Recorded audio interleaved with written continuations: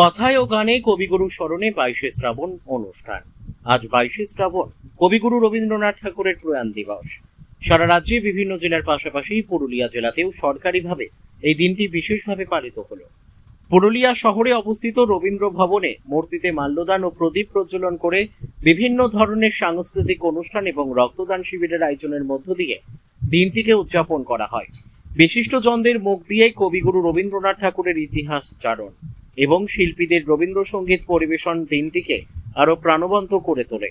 অনুষ্ঠানে উপস্থিত ছিলেন পুরুলিয়া জেলা শাসক সুধীর কোন্তাম, অতিরিক্ত জেলা শাসক উৎকর্ষ সিং, পুরুলিয়া জেলা পুলিশ সুপার কুমার সানি রাজ সহ অন্যান্য বিশিষ্টজনেরা। পুরুলিয়া থেকে বিশ্বজিৎ সিং সর্দারের রিপোর্ট, বিগ নিউজ বাংলা। অনুষ্ঠানটা রয়েছে প্রয়াণ দিবস, কবিগুরু প্রয়াণ দিবস। সেই উপলক্ষে তথ্য সংস্কৃতি দপ্তর থেকে আয়োজিত প্রোগ্রাম আমরা রবীন্দ্র ভবনের অডিটোরিয়াম করেছি। সঙ্গে সঙ্গে আজ থেকে শুরু করে 7 দিনব্যাপী আয়ুষ্মান উইক হবে। আর 16 তারিখে আয়ুষ্মান দিবসের পালন হবে, যখন আয়ুষ্মান ভারতের প্রকল্প ফর্মালি শুরু হবে। তার আগেটা আমরা বিভিন্ন স্তরে প্রচারটা করছি।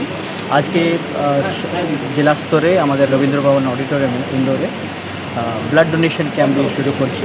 তার সঙ্গে সঙ্গে প্রত্যেক দিন এক একটা গ্রুপের জন্য, মায়ের জন্য, বয়স্কদের জন্য, ছোটো বাচ্চাদের জন্য, শ্রমিকদের জন্য, এরকম বিভিন্ন টার্গেট গ্রুপ করে আমরা প্রোগ্রামগুলো করব। প্রত্যেক ব্লকে, হসপিটালে, বিপিএসসি, গ্রাম হসপিটাল, সব স্তরে এই প্রোগ্রামগুলো করব। আর এই হর ঘর তিরঙ্গা, এটা কীভাবে কর্মসূচিটা নেওয়া হয়েছে? হর ঘর তিরঙ্গা র্যালিটা আগামীকাল আমাদের জেলা স্তরে হচ্ছে, প্লাস প্রত্যেক স্কুল ব্লকে এরকম হবে। আর আমরা প্রায় 1.5 লক্ষ ফ্ল্যাগস, তিরঙ্গা ফ্ল্যাগস আমরা সবাইকে বিতরণ করছি, স্কুল, কলেজ।